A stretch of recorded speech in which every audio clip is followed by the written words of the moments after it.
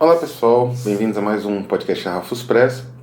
Hoje a gente dá início aí à Cinemateca da Galeria Fúnebre, infelizmente com um filme de difícil acesso. É um problema dessa tendência atual dos streamings, né? Os filmes às vezes eles estão disponíveis em alguns streamings, mas não exatamente no nosso país. Então você precisa procurar com muita calma, ou ficar esperando o filme aparecer, né? Esse filme, inclusive, ele foi lançado no Brasil em DVD pela Versátil, né, que faz um excelente trabalho aí lançando materiais, uma espécie de Criterion adaptado às necessidades brasileiros, né, com mais uma abordagem funcional, digamos assim, né, trabalhando mais com DVD do que Blu-ray, nada de UHD, essas coisas assim, que é um tipo de maquinário que aqui é muito caro, não sei nem se tem, se é tudo importado, né? Mas, adivinha, o filme, digamos, o package, né, o lançamento, né, da Versátil com este filme já está esgotado. Então só em sebo, não é muito barato, quem sabe a Versátil relança, vê nosso vídeo e relança. Então a Galeria Fúnebre vai ter uma cinemateca. Nós estamos inaugurando agora. Vamos trazer alguns filmes, né? Os vídeos vão ser, a maioria, não todos, para não enjoar, né? Mas uma parte dos vídeos aí durante a nossa campanha vai ser relacionado com a Galeria Fúnebre. E esse vídeo aqui traz alguns elementos bem interessantes pelo seguinte, eu acho que é importante ter em mente que um projeto como Galeria Fúnebre, ele não é só um projeto para recuperar obras assim exóticas, né, que estão esgotadas e nossa, que coisa engraçada, que estranho, né, que singular essa obra aí. Não, não é essa a intenção. O nosso resgate, na verdade, é de obras heréticas que, de certa forma, e fica bem nítido nesse digamos assim, nesse episódio, elas têm um impacto, uma influência que vai se desdobrando aos poucos, né? Aí você entende um pouco a filosofia da Biblioteca de Visionários, que eu mencionei no vídeo passado, que publicou originalmente o Zaragoza, quer dizer, a segunda edição do Zaragoza. A primeira tinha sido no início do século XIX, nunca nenhuma edição foi feita, demorou anos para ter uma digitalização decente também, evidentemente, graças ali à Biblioteca Cervantes, às instituições espanholas de educação e a tecnologia, né? O barateamento desses scans de livro e dos serviços assim fornecidos por empresas como a própria Amazon, né? Tem um sistema de escaneamento de livros. Então, o livro, então, ele aparentemente é invisível, o autor é quase um nome perdido na história, mas ele tem subterraneamente uma espécie de impacto, uma influência gradativa que vai alcançando, assim, ainda que inconscientemente, outros elementos históricos, outras criações, outros autores. E isso para nós é o mais importante, né? Fornecer ao nosso leitor a possibilidade de entender o desdobramento de um elemento cultural complexo e, ao mesmo tempo, obter disso um prazer estético, né? Quer dizer, o livro está lá, o conto, a narrativa, ou o poema, e o leitor, então, tem acesso a esse material. Que, de outra forma, seria inacessível. Você vê até o filme, é o primeiro filme da Galeria Fúnebre, também inacessível, e esse filme é Le Fantôme de la Liberté, né? De Liberté. O Fantasma da Liberdade, de Luiz Buñuel, de 1974. Né? Eu utilizei bastante este pequeno, inclusive batizado de Fantasma da Liberdade, é um filme que tem uma importância imensa na carreira do Buñuel. Este aqui é um livro publicado quando de uma exibição em larga escala do material do Buñuel, não me lembro se no Rio ou aqui em São Paulo mesmo, a cargo, se não me engano, da Cinemateca, teve debate, não sei se trouxeram até o Carrielli, né, o grande roteirista. Eu acho que foi atuou em Minas, talvez tenha sido em Minas isso daqui, Minas, Belo Horizonte, foi em Minas inclusive, mas é um material sensacional do Ministério da Educação, inclusive, Fundação Clóvis Salgado. Esse material foi muito útil para a pesquisa para, né, esse filme, E O Fantasma da Liberdade é um filme da maturidade do Buñuel, né? São os últimos filmes dele. Inclusive ele, a partir, né, seria a fase parisiense final, né? Os filmes dele se passam em Paris, em geral, na França, e abordam uma certa pequeno médio burguesia, não é? Sempre com Michel Piccoli, né, com esses atores, né, que trabalham. Eles têm, aliás, Michel Piccoli. Atores trabalhavam bastante com Buñuel nessa última fase francesa, né? E por ser um filme da maturidade, ele tem uma série de elementos muito únicos que já não correspondem àquele surrealismo mais bruto da primeira fase francesa do Buñuel, do L'Âge d'Or, do Chien Andalou, mas tem várias referências ao universo realista, que é curioso, e uma abordagem, uma perspectiva histórica única, assim, que dialoga muito com o Galeria Fúnebre indiretamente, através de um interlocutor, mas eu já chego lá, né? É interessante que é uma fase que o Buñuel trabalhou muito com ritos, tabus. Aliás, tabu é uma coisa muito importante, vou voltar bastante a esse tema nesse filme. E uma perspectiva de religiosidade herética, né? Vários filmes dessa fase, Via Láctea, né? Além disso, claro, uma perspectiva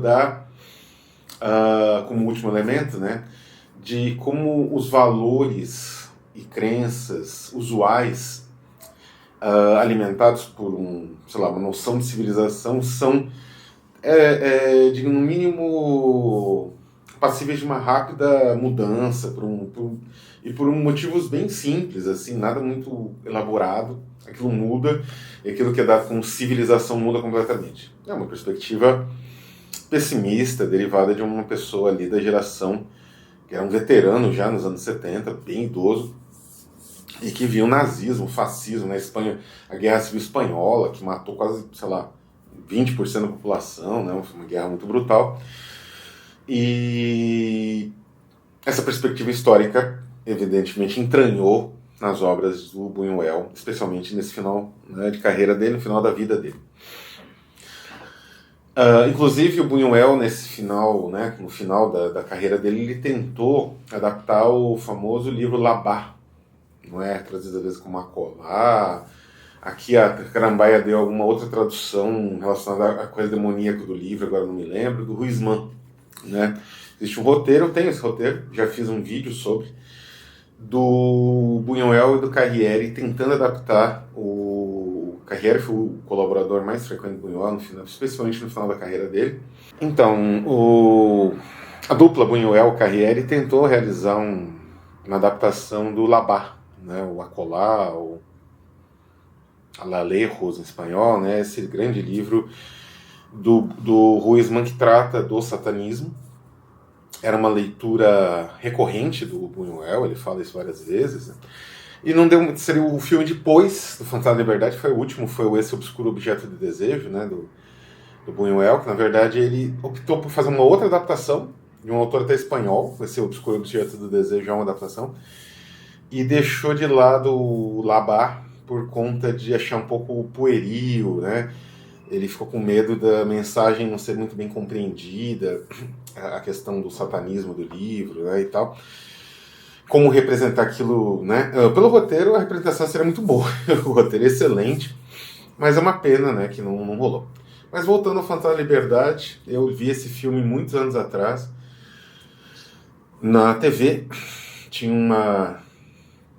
uma programação de filmes pela TV Band, na época, isso mais de 30, 40 anos, 30 anos atrás, pelo menos, 35 anos atrás, pelo menos, e chamava-se Carlton Cine, provavelmente cigarro, olha, é muito, muito curioso isso, e passava grandes filmes, né, e passou esse filme, causou um grande impacto quando eu assisti, que é um filme muito único, né. Mas do que trata o Fantasma da Liberdade? O Fantasma da Liberdade, ele começa como uma espécie de obra de época. Aliás, a primeira cena de época é muito bem feita, né? É uma cena de época excelente, assim. adaptando o Leyendas, né, um livro do Gustavo Adolfo Becker. Aqui é importante, aliás, frisar um aspecto interessante, que esse é o interlocutor, que o Buñuel ele escolheu a obra de um escritor para fazer essa, digamos, moldura, né? Ele vai estabelecer a moldura da história dele, porque vamos ver que a história dele é como um telescópio, são compartimentos que vão se mais ou menos entrelaçando. Às vezes o entrelaçamento nem é tão aparente, o próprio Buñuel precisou em entrevistas destacar, mas as histórias vão se entrelaçando e elas têm uma moldura aural quase, mas eu vou explicar. O que acontece é que ele pegou uma história do Gustavo Adolfo Becker, Leyendas, que se passa, né, em Toledo, durante a Guerra Peninsular, que eu mencionei bastante nos vídeos aí sobre o Zaragoza, como ele era um afrancesado, como isso era bem perigoso de ser, né, isso gerou ele perseguições da Inquisição, perseguições de todas as instituições espanholas, ele era funcionário, provavelmente, não tem muito registro disso. E só que ele pegou a obra do Becker, que nasceu em 1830 e tantos, 36, se não me engano. Quer dizer, quando o Becker nasceu, a Guerra Peninsular tinha acabado e mesmo a Inquisição já não existia mais na Espanha.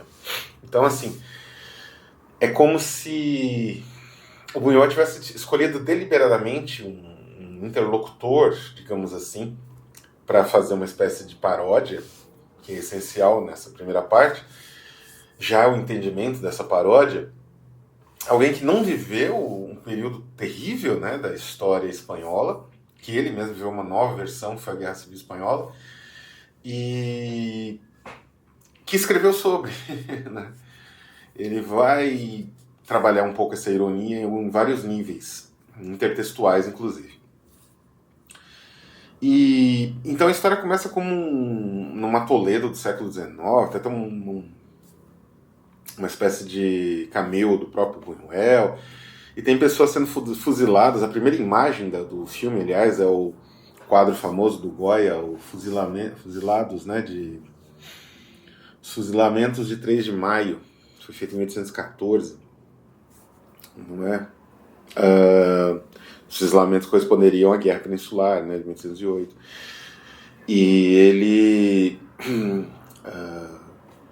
essa é a imagem inicial, inclusive a reprodução um pouco do quadro, como um tableau vivant, excelente, assim, e parece que vai nesse ritmo, inclusive, com a descoberta eu sempre esqueço o nome, das estátuas da Dona Elvira de Castanheda com Pedro Lopes de Ayala, né, que são as duas estátuas dentro de um mosteiro, e aí que vem a lenda, né, que quando o soldado francês se aproximou de forma muito lúbrica, digamos assim, muito indecente da estátua de Dona Elvira, a estátua de Dom Pedro Lopes, esticou o braço e matou o francês, né?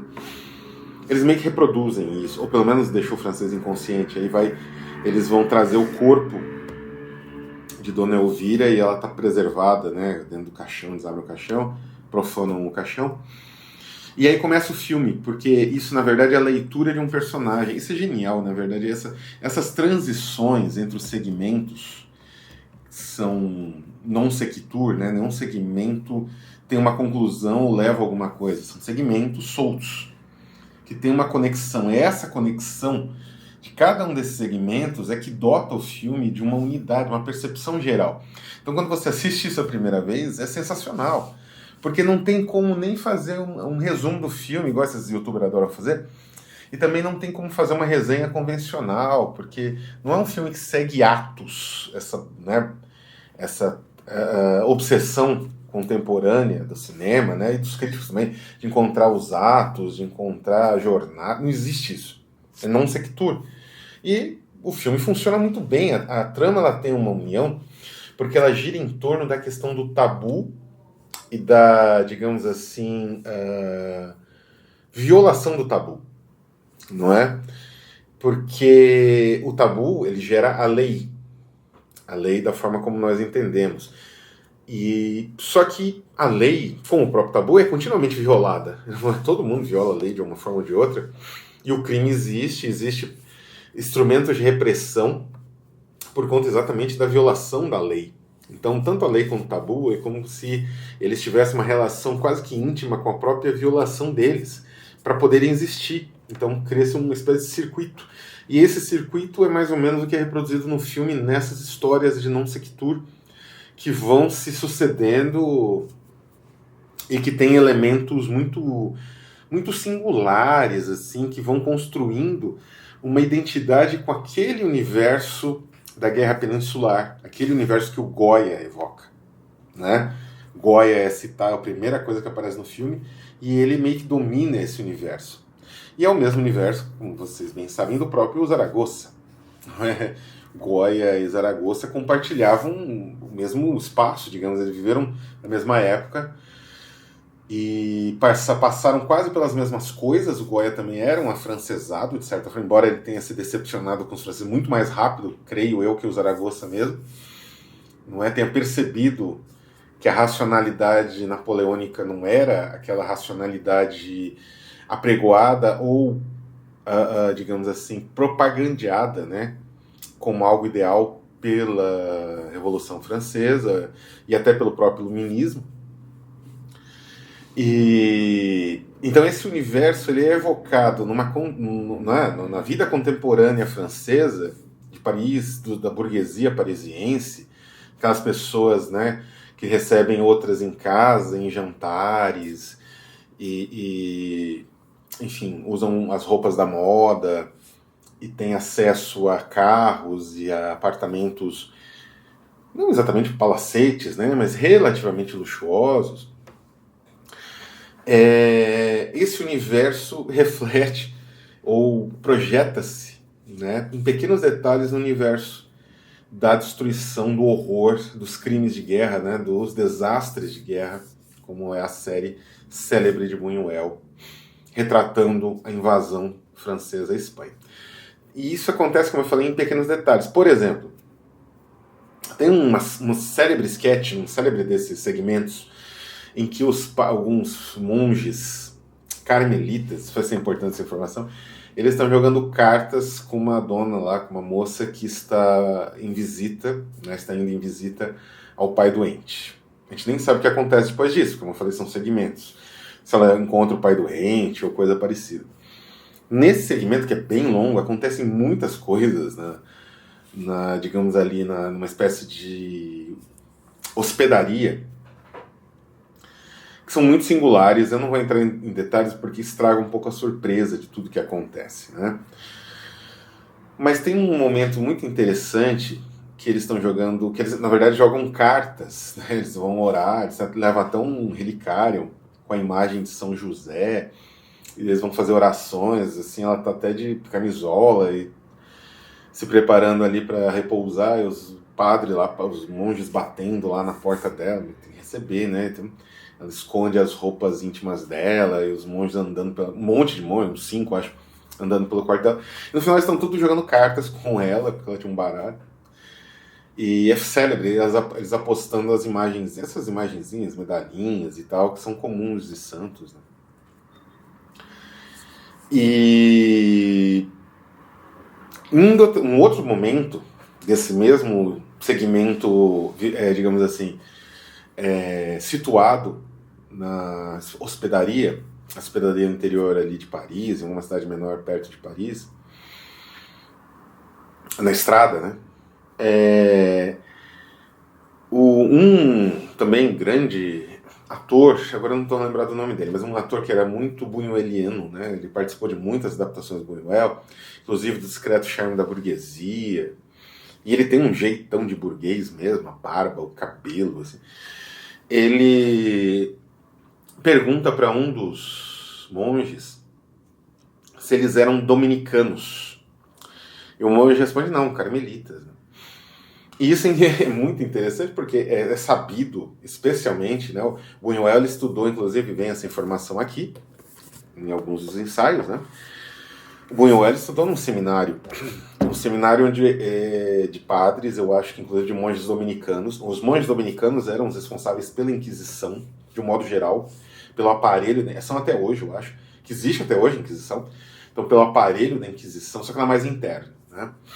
Então, os monges dominicanos são responsáveis pelo aparato da repressão inquisitorial, e eles eram os professores, de certa forma, monges, né, do Buñuel, e tem algumas anedotas no Até o Último Suspiro e outras obras. Até o Último Suspiro é a autobiografia do Buñuel, que ele fala que os monges tentavam ensinar os alunos a refutar Kant em 5 minutos, né? 5 minutos para refutar Immanuel Kant. Então era mais ou menos assim a formação do Buñuel e de outras crianças que tinham acesso à escola na Espanha da época. Não eram muitas.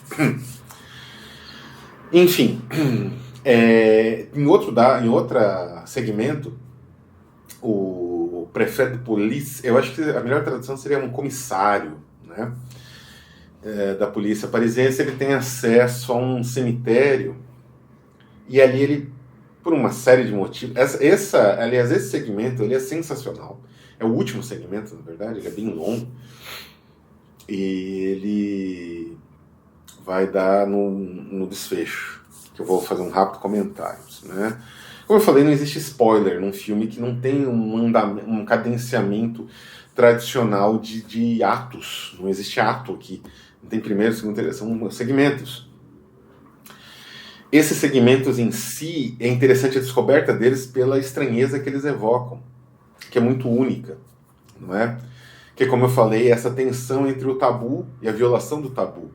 Né? Quer dizer, o tabu aparentemente ele existe para ser violado, não é? E aqui todos são: da morte, da vida, do descanso, do repouso dos cadáveres, das relações familiares, inclusive incesto, tudo isso, e até mesmo da própria maneira como a civilização se compreende, tudo isso é violado aqui. Mas então, no último segmento, esse comissário de Paris, ele vai num cemitério e ali tem um cadáver mais ou menos preservado. E isso conecta com a primeira cena, né, com aquele primeiro segmento, que é o segmento do Gustavo Adolfo Becker, em que descobre-se lá que o cadáver da Dona Elvira está preservado.